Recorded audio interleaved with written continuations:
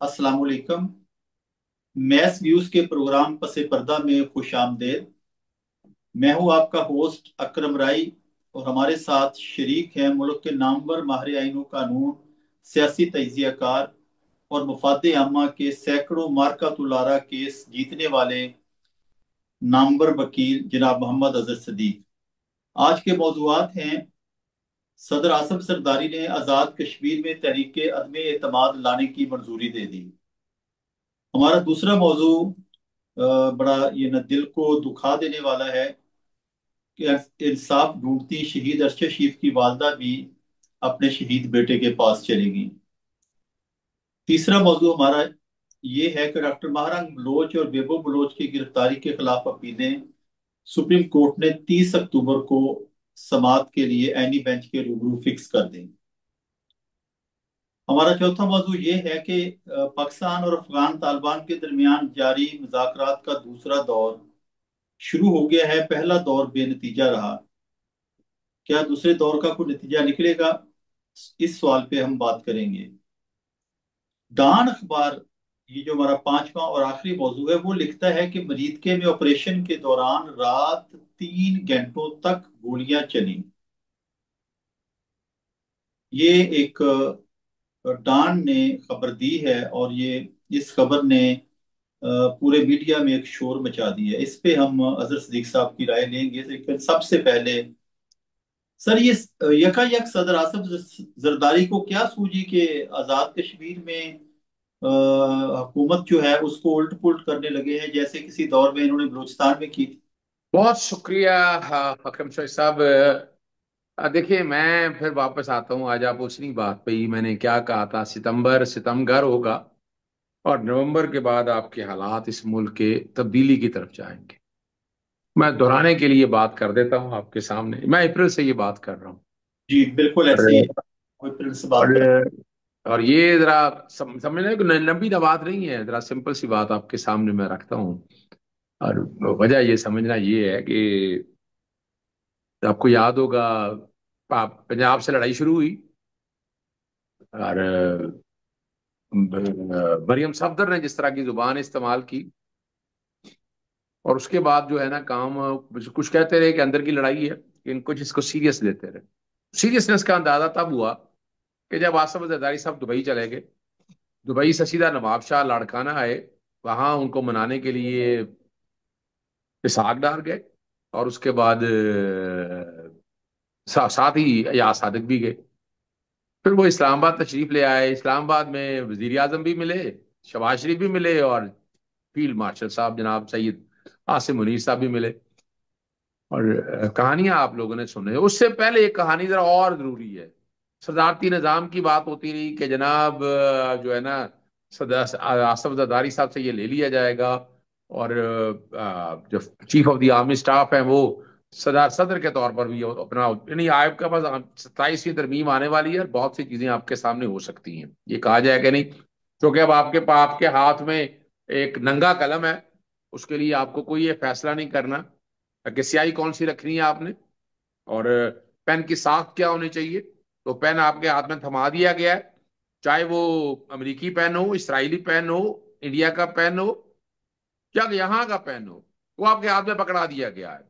उससे बैठ के आपने इस मुल्क की किस्मत का फैसला करना है। 27वीं आईन तक, 27वीं तरमीम मैं पहले भी बता चुका हूं कि इधर इधर इधर फिर रही है अलमारियों में, मुख्तलिफ टेबलों के ऊपर, मेरे तक भी पहुंच जाएगी, मैं बता भी दूंगा आपको, लेकिन वो चल रही है। अब उसमें जो अभी जो ड्राफ्ट आ रहा होगा ना, उस ड्राफ्ट में असल कहानी नहीं सामने आनी। वो ड्राफ्ट में दूसरी कहानी सारी होगी। वो ड्राफ्ट के जरिए मोटिव इंटेंशन आ जाएगी, क्लैरिटी आ जाएगी। उससे अगला काम, उस काम जरा होगा, उससे अगला शुरू। उसमें ये चीजें सारी अब आगे आएंगी और देखी जाएंगी क्या आपने होगा। भी इतना बोला कि 27वीं आईनी तरमीम के जरिए इस मुल्क की तकदीर का फैसला होगा। जी बिल्कुल। जो सब देखें, देखिए बात बड़ी सिंपल सी भी है, मुश्किल भी है, आसान भी है, पहेलियां भी इसमें बहुत सी हैं, लेकिन कुछ चीजें वाज़ेह भी हैं। तीन चीजें तो ऐसी हैं जो आने वाले दिनों में हम देखेंगे कि मुल्क वाकई सदारती निजाम की तरफ चल रहा है।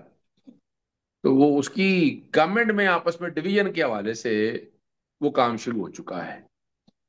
5 वज़रा जो हैं, मेरे पास नाम आए हुए हैं उनके, वो नाम मैं अभी आपको बता देता हूँ। वो जो मौजूदा हुकूमत के थे, वो फॉरवर्ड ब्लॉक में शेयर हो गए, आज शामिल हो गए। यानी इस खबर नाम के उनके साथ क्या है? ये खबर भी आ गई। जी, बैरिस्टर सुल्तान के साहबजादे यासर सुल्तान और कजन चौधरी अरशद शामिल हैं। वोजरा सरदार मोहम्मद हुसैन, चौधरी इखलाक और चौधरी रशीद भी शामिल हैं। इन्होंने मुलाकात किससे की? फरियाल तालपुर से। और दूसरी शख्सियत है चौधरी रियाज साहब। चौधरी रियाज साहब पीपल्स पार्टी के रहनुमा भी है, लेकिन वो लंदन में होते हैं। ठीक है ना जी। आजकल वो इस्लामाबाद आए हुए हैं काफी दिनों से। तो ऐसे नहीं आया इस्लामाबाद पाकिस्तान में, वो वजह, किसी वजह से आए हैं। और मैं ये नहीं कहता कि एटीएम है, मैं ये नहीं कहता कोई जहाज है, लेकिन चीजें कुछ समझ आ जाएंगी आपको कि वो ग्राउंड के ऊपर काम शुरू हो गया। ये इब्तदा है। इसके बाद अगली जो मामला आना है, वो शायद वफाक की तरफ जाए। पंजाब में तो मेजोरिटी है नहीं उनकी, उनके सीटें नहीं है, तो वफाक की तरफ आते जाएंगे। और मैंने आपको पहले कह दिया था कि अब 3.5 साल इनके पूरे हो चुके हैं। 3.5 साल शबाज शरीफ के पूरे हो गए बतौर वजीर आजम के तौर पर। यानी तारीख में 3.5 साल से आगे वजीर आजम किसी को जाने नहीं दिया। और मैंने वो हिस्ट्री भी सारी बताई थी कि पहले 20-22 महीना था, फिर 3.5 साल का रहा, और ये आप देख चुके हैं। तो यहाँ अब नवंबर में शबाज शरीफ, मुझे तो वजीर आजम नहीं नजर आ रहे। सर ये और 3 साल की भी एक हकीकत है जो आपने पूरा पस मंजर पाकिस्तान की तारीख का बताया। एक और पस मंजर भी है कि ये सुना है कि, सुना क्या है, ये बड़े नामवर साफियों ने ये बात की कि तय पाया था कि आधा हिस्सा बिलावल का वजीर आजम के तौर पर और आधा शहबाज शरीफ का। और शहबाज शरीफ साहब आधे से ज्यादा हिस्सा ले चुके हैं केक का। देखें अपना चॉइस साहब, वो चले चले, ये को मिसाक जमहूरियत थोड़ा है। और जो वादे होते हैं ये कुरानी सहीफा तो नहीं होते ना, ये नहीं लोगों ने बातें कही है ना, हाँ जी, इन्हीं बातों बिल्कुल। ने कही। बिल्कुल सही कहा। मैं जो बात कह रहा हूँ कि वो देखे ना, मैंने कॉन्ट्रैक्ट पे रखा है एक मुलाजिम मेरा, और कॉन्ट्रैक्ट के दरमियान चीजें पूरी होगी। अब कॉन्ट्रैक्ट की एक्सटेंशन तो नहीं ना मैंने करनी ना, कॉन्ट्रैक्ट पूरा कर दिया है। शबाज शरीफ साहब ने अपना मुआहदा जो है, कॉन्ट्रैक्ट जो है जितना भी है वो पूरा कर दिया है। चले वो बोनस ले रहे हैं, वो अपनी जगह आ रहे हैं, लेकिन ये अभी कुछ नहीं होने लगा। ये नवंबर के अंदर पहले 27वीं आईनी तरमीम पे मोहरे लगेंगे। अब पाँव के अंगूठे लगेंगे, हाथों के अंगूठे लगेंगे, नाक रगड़े जाएंगे, और उसके बाद अगला मामला जाएगा। और अब जो है ना, गेम इज ऑन। इसमें बहुत बहुत से किरदार आपके साथ, वो भी ना, मैं तो कह चुका हूं कि अचकने सिली जा चुकी हैं। वजीर आजम जो मुल्क है ना, उसकी अचकने चली जा चुकी हैं। गालबन मरियम सफदर की हद तक भी कहा जा रहा है अचकन, मैं नहीं उसको मरियम से अपना अचकन को देखता। आगे लॉन्चिंग आने वाले दिनों में आप देख लीजिएगा, जुनेद सफदर की लॉन्चिंग होने वाली है, उनके साहबजादे की, और उनके दमान राहील मुनीर की। इन दोनों की लॉन्चिंग की भी तैयारी चल रही है कि वो सियासत के अंदर पर तोल रहे हैं, बैठे हुए हैं। इस वक्त हाउसिंग सोसाइटी कौन चला रहा है, क्या कुछ कर रहा है, ये कोई लूट मार का बाजार, जो कुछ गर्म है वो आप आने वाले दिनों में बहुत कुछ आप लोगों के सामने आए।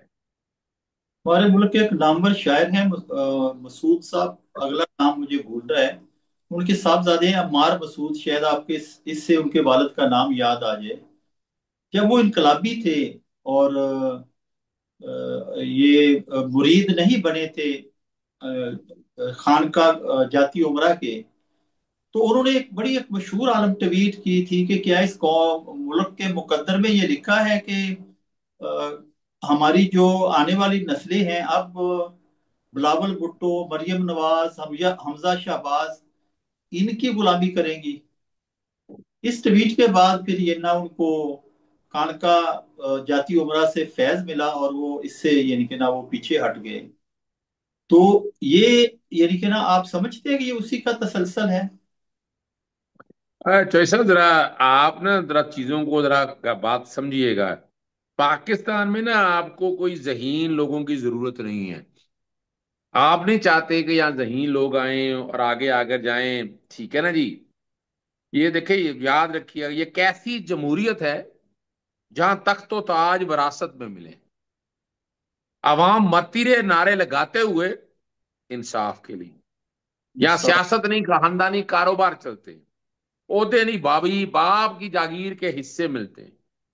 और हुकूमतों पे काबिज है मौरूसी खानदान, जमहूर की राय बस एक तमाशा बनी हुई है। बहुत सी बातें मैं कल आपको अंदाजा हो जाएगा। यहाँ एक अब एक वक्त आ जाना चाहिए, बहुत हो गया है इस मुल्क के साथ खिलवाड़ होते हुए, देखते हुए, करते हुए। किसको मेरिट पे ले आए अगर इस मुल्क को आगे बचाना है, आगे चलाना है। वरना तो वो वॉर किताब जो लिखी गई है, जिसका जिक्र डॉक्टर इसार अहमद कर चुके हैं, वो तो पाकिस्तान के हिस्से बकरे की बात कर रहा है।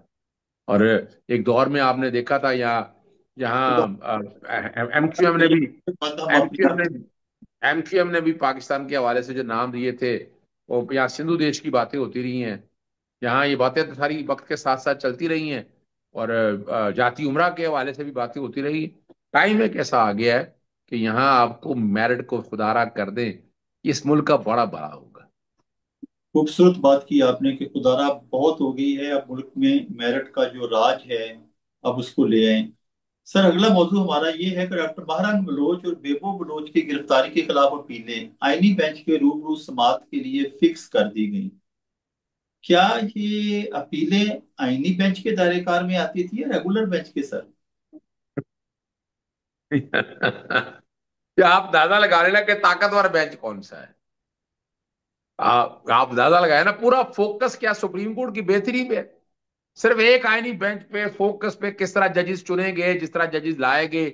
और तीन केसेस से आईनी बेंच ने इतना कमाल किया, तीन बेंच, तीन तीन अहम केसेस तीन ही सामने आ सके, वो हम सब ने देख लिया है। और मुझे नहीं समझ में आई कि इसमें आइन की कौन सी तशरीह दरकार है। बाजियाबी के हवाले से बात है, जो जो हमें आ रहा है उसकी गिरफ्तारी के हवाले से है। गिरफ्तारी चैलेंज की थी, वो बात खत्म हो गई। और अब आके आईनी बेंच के सामने सवाल तो उठाया जाएगा, सवाल भी उठाया जाएगा, बात भी होगी। यानी इसका मतलब क्या हो गया? इससे एक बात तो बड़ी वाज़ेह होगी ना, यानी इसका आईनी बेंच में फिक्स होने से माइंड सेट क्लियर हो गया ना, कि आप जो चाह रहे थे कि सुप्रीम कोर्ट को डिवाइड करना है दो हिस्सों में, वो डिवाइड होती ना होती क्या नजर आ गई है डिवाइड अब। और इसमें कौन सा केस कहाँ फिक्स करना है, क्या लगाना है, किस तरह करना है, वो सारा कुछ तो हम अब अपनी आंखों के सामने देख रहे हैं। और एक एक चीज हमें अब समझ आ रही है। लेट्स सी कि क्या होना है। लेकिन मैं आज भी समझता हूं कि ऐसे कोई तशरीह वाला मामला तो था नहीं, ना कोई आईनी ऐसी बात थी। और कमाल की बात है, अगर आप ये आईनी वाला मामला चाहते थे, तो आईनी वाले बेंच वाले मामले को सूबाई हाईकोर्टों में भी तो पहुंचा दें। इस्लामाबाद हाईकोर्ट में आईनी बेंच बना दें, क्यों नहीं बनाए हैं वहां तक आज तक? सिंध हाईकोर्ट में तो बना दी है, पंजाब में क्यों नहीं बनाया? तो मर्जी के जजेस, मर्जी मर्जी के फैसले, मर्जी का इंसाफ और मर्जी का आईनी बेंच, सब दिखता है। जी सर, ये मुझे पता नहीं क्यों मेरी छठी हिस्स, आपका एक तालिब इल्म होने के नाते मेरी छठी हिस्स मुझे ये वार्निंग दे रही है कि इस फौजदारी केस में आईनी बेंच से कोई फैसला ऐसा आ सकता है जो मजीद सैकड़ों सियासी मुकदमात को मुतासर करेगा। खुदा ना करे मेरी ये जो छठी हिस्सा है ये सही साबित हो। पता नहीं क्यों मुझे ये वार्निंग दे रही मेरी छठी हिस्स, आपका तालिब इल्म होने के नाते। अब चौधरी साहब, Pakistan is a country where an issue can easily be killed by another issue. मैं आज से नहीं कह रहा, मैं बड़े अरसे से ये बात कर रहा हूं। फैसला सियासी जमातों ने अपने हाथ काट दिए हैं, पांव काट दिए हैं, अंगूठे काट दिए हैं, उंगलियां काट दी हैं। लूले लंगड़े कह दें आप, और जब लूला लंगड़ा आदमी होगा फिर यही हाल होगा। यानी अब उनके हाथ में फैसले की ताकत नहीं रही। अब फैसलों का मरकज कोई और है। ये फकत तामील करते हैं फैसलों पर अमल दरामद की। तो देखिए, मुलाजम या मुलाजम की हैसियत मुलाजम ही रहनी चाहिए ना जी। मुलाजम को मालक तो नहीं बना देना ना आप। फिर वो जो दावे करते थे कि ईंट और यानी कि ना, आपकी मुद्दत 3 साल है, हमने हमेशा रहना है। लगता है कि वो मुकम्मल तौर पर तौबा ताइब हो गए हैं। तो साहब, मैं आपको हाथी दांत खाने के और दिखाने के और क्या नारे नहीं सुनते रहे आप मरियम सफदर से, नवाज शरीफ से क्या नहीं सुनते रहे? वोट को इज्जत दो का, बाकी चीजें छोड़े। जरदारी साहब को पेट फाड़ के पता नहीं क्या कुछ करेंगे। मोदी का जो यार है, गद्दार है, गद्दार है। यहाँ हमने सारा कुछ सुना है। आज कहाँ है वो? डॉन लीक्स कहाँ है? सिरिल अल्मेडा कहाँ है? आज तो सारे हीरो बने बैठे हुए हैं। कहाँ गई करप्शन, कहाँ गई बातें? तो ये दाल अपना मिट्टी पाओ यार।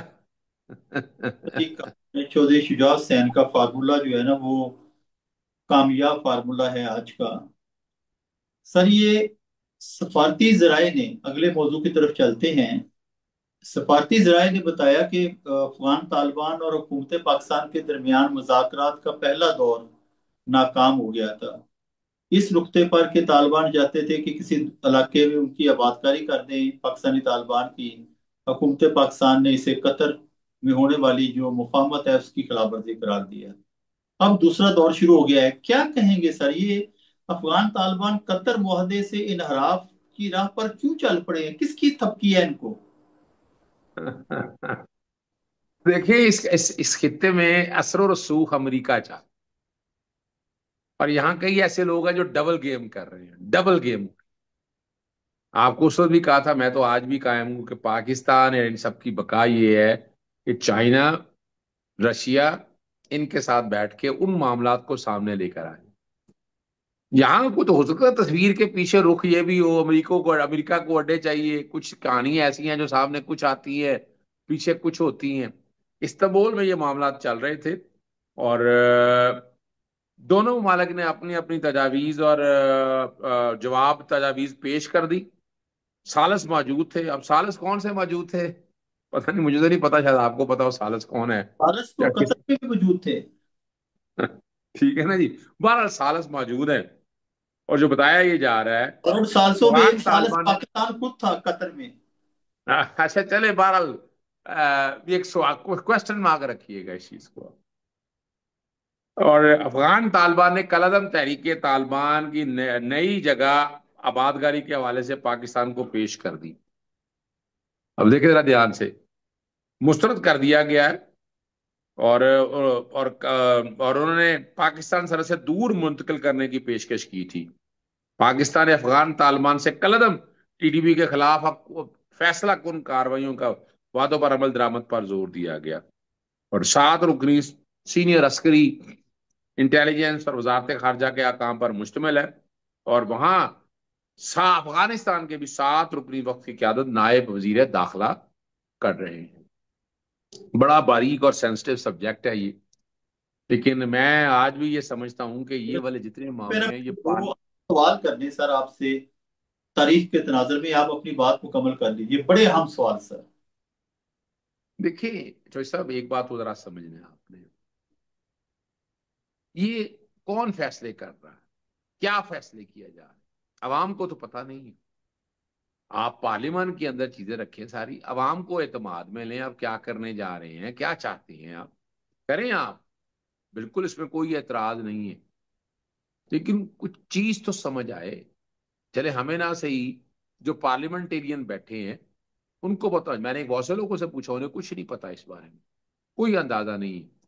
लेकिन बात इतनी सी है, हम देखिए लड़ाई में हम उनसे बहुत आगे हैं, आएंगे तो ऐसा मारेंगे, ऐसा भगाएंगे, ये ठहर नहीं सकेंगे। लेकिन याद हमें ये रखना है कि पाकिस्तान को ऐसी लड़ाई से मिलना ही कुछ नहीं। अमेरिका जैसा मुल्क अफगानिस्तान में इतनी लड़ाई के बाद वो कुछ नहीं हासिल कर सका, रशिया कुछ नहीं हासिल कर सका। तो पाकिस्तान बज़ाहिर तो ये जंग सामने से जीत जाएंगे, लेकिन आप कहें कि उनको घुटने घुटने टिका देंगे तो वो तो मुश्किल है जी, वो मैं नहीं समझता। वो इतने अरसे से कुछ नहीं हो सका, तो अब क्या होना है? लेकिन एक बात तो माननी पड़ेगी आपको कि वो तालिबान वहां जो बैठे हैं, उन्होंने इस मुल्क की मईशत बेहतर कर ली, उन्होंने इनके इंतजामी मामला ठीक कर लिए, और इस मुल्क को बहुत आगे ले गए वो।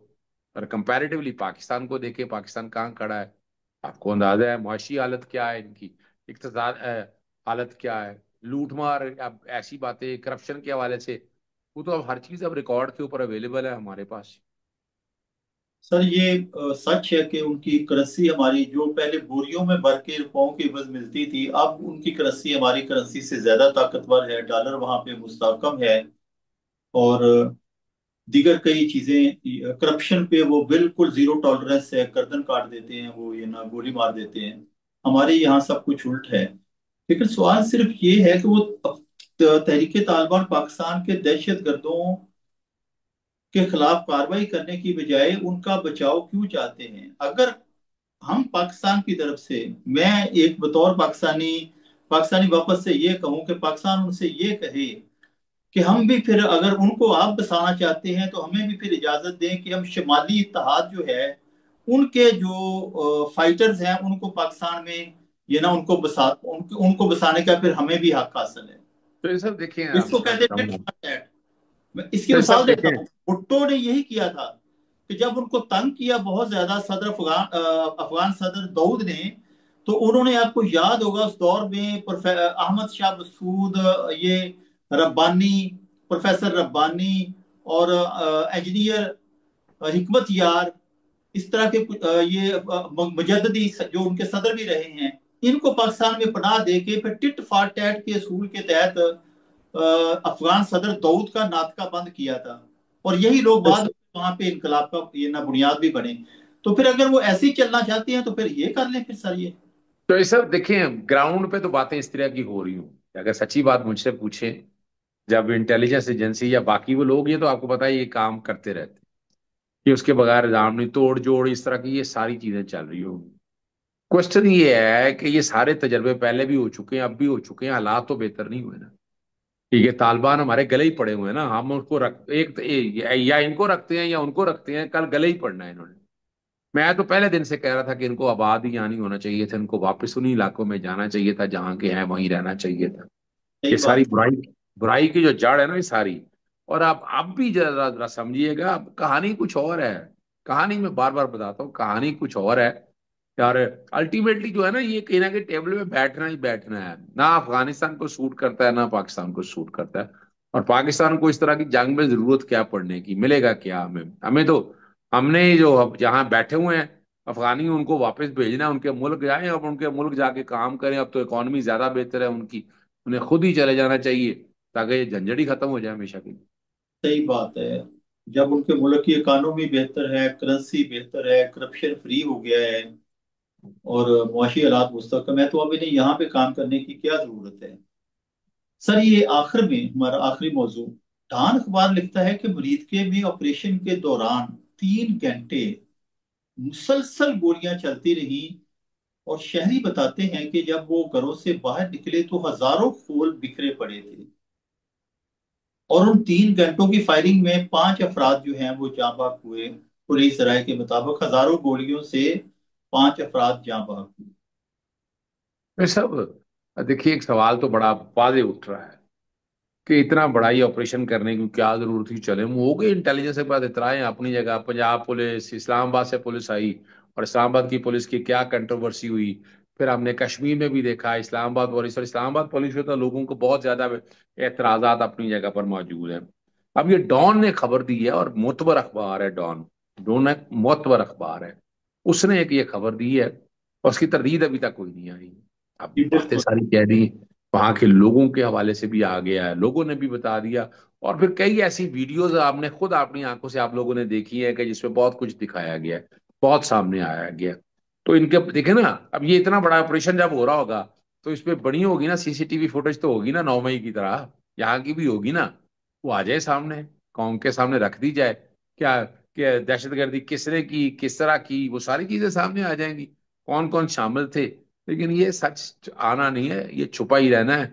और अब इसमें तरीके लब्बैक पाकिस्तान वालों को आगे लेके जाना है, कमीशन बनाने के लिए वो आनी चाहिए, डाटा मटेरियल उन्हें आगे निकालना चाहिए। लेकिन यहाँ वो कहाँ निकालेंगे? दरखास्त दायर करेंगे लाहौर हाई कोर्ट में, लाहौर हाई कोर्ट में चंद मखसूस जजेस है जिनके पास चीजें जानी है, और उन्हें जो कुछ करना है वो हमें भी पता है और आपको भी पता है। सर ये आपने फरमाया कि डान अखबार की खबर की तरदीद अभी तक पंजाब हुकूमत ने, पंजाब पुलिस ने और सिक्योरिटी के इदारों ने नहीं की। मैं इतना बाखबर नहीं हूँ जितने आप मुल्क के बाखबर तरीन लोगों में से हैं। तरदीद क्या, समा टीवी की जो एक वफाकी वजीर अब्दुल हलीम खान की मलकियती चैनल है, न्यूज चैनल, उसकी खबर की तरदीद की है जिसने जहां भाग होने वालों की अफराद सैकड़ों में बताई सर। उसकी तरदीद की है पंजाब पंजाब पुलिस। देखिए, तो ऐसा मैंने उस वक्त भी कहा था कि उसकी तरदीद कोई नहीं आनी। और इन सब चीजों को मोहसिन बेग के बयान के साथ जोड़ें, आप समझ गए होंगे। ये सारा मवाद जो है ना, कल मुस्लिम लीग नून के खिलाफ होना है। ये उनके उनके गले में पड़ना है। और उनके यानी आप जो मर्जी कहे कि यहाँ इस वक्त मार्शल लॉ तो नहीं है ना, ठीक है ना, या तो कोई मार्शल लॉ हो, या तो उन्होंने आके ये काम किया हो। ये दीवानी हुकूमतें बुला रही है ना। सिविल हुकूमत ने 26 नवंबर इन्होंने किया। 9 मई के वक्त भी सिविल हुकूमतें थी। ये सारा कुछ तो आपके सामने मौजूद है, ठीक है ना। वो ग्राउंड पे तो बातें ये सारी होंगी, लेकिन ये कल किसी ना किसी वक्त गले इन्हीं के पड़ना है। ये कितना बच सकते हैं ये देखना है, लेकिन मैं इन्हें बचता हुआ कम ही देख रहा हूँ। अजहर सदीक साहब इनको बचता हुआ नहीं देख रहे हैं 9 मई से, 26 नवंबर से, और ये सानिया मुनीदके से। इन्हीं अल्फाज के साथ इजाजत दीजिए मोहम्मद अजहर सदीक और अकरम राई को। इंशाअल्लाह कल नए मौजूआत के साथ आपकी खिदमत में दोबारा हाजिर होंगे। अल्लाह हाफिज।